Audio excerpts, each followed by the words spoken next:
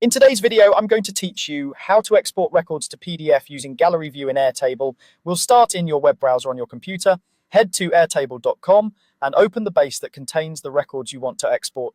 Once you're in, make sure you're looking at the correct table, then switch the view to Gallery. Gallery View shows your records as cards, which is perfect for a clean visual PDF that's easy to share. Before you print, take a moment to tailor what each card displays.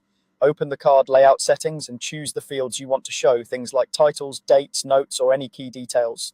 If your records include attachments, decide how you want those to appear on the card. You can reorder fields, hide anything unnecessary, and keep the design minimal so your PDF doesn't feel cluttered. The goal is to show just the right amount of information so the cards look polished on the page. When the cards look the way you want, it's time to print. Click the print button in your browser or use the shortcut Ctrl+P on Windows or Command+P on a Mac.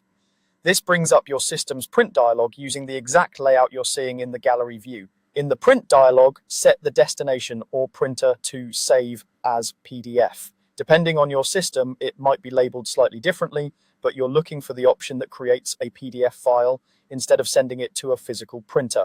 Next, adjust the settings so the cards fit nicely on the page. Choose a paper size that suits your needs. Letter or A4 are common, and switch between portrait and landscape to see which layout presents your cards best.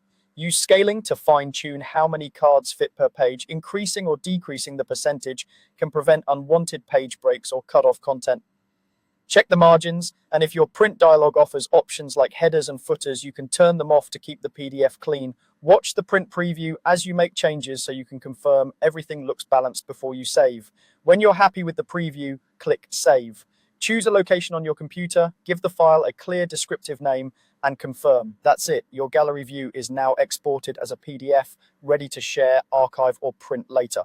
By customizing your card layout first and then fine-tuning the print settings, you'll get a professional, readable PDF every time.